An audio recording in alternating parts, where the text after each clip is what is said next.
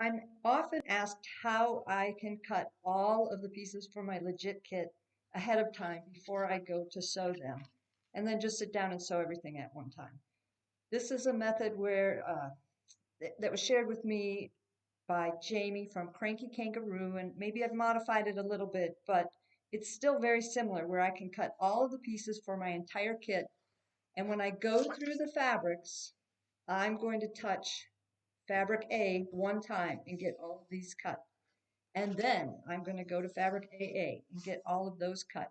So I never have to revisit a fabric. So you can see here, the first fabric in this kit is Boy Blue A. There's 6 pieces that I'll have to get cut out.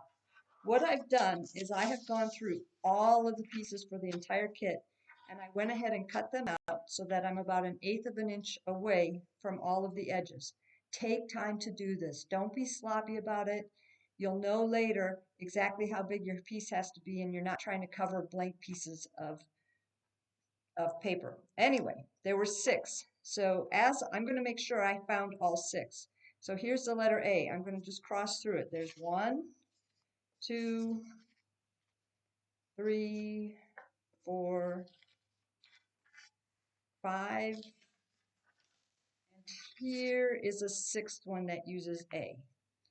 Then what I'm going to do is cut these, and I've started cutting one of them already. Here's my A fabric.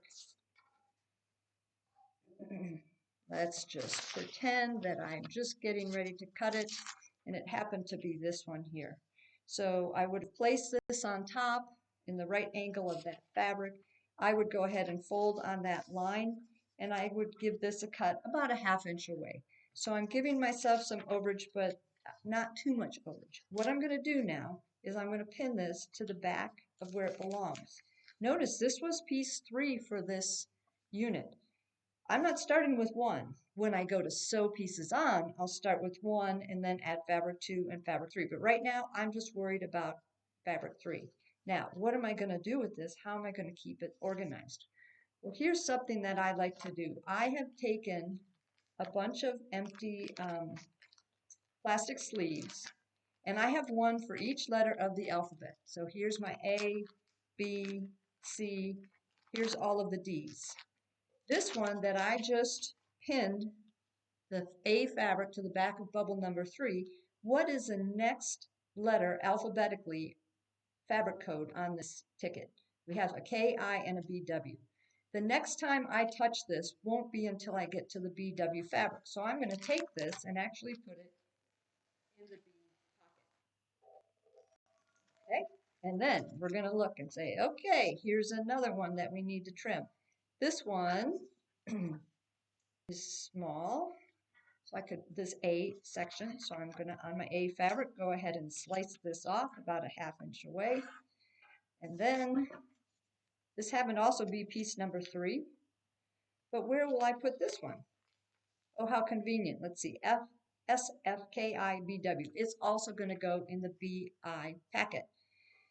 Here's another one. This has an A. I'm going to go ahead and cut the A fabric for it, and then where's it going to go? It's going to go in the S packet. Eventually, what's going to happen is you're going to end up with all of your fabrics, and I keep track with a little slash through the code so I know that I've actually used it.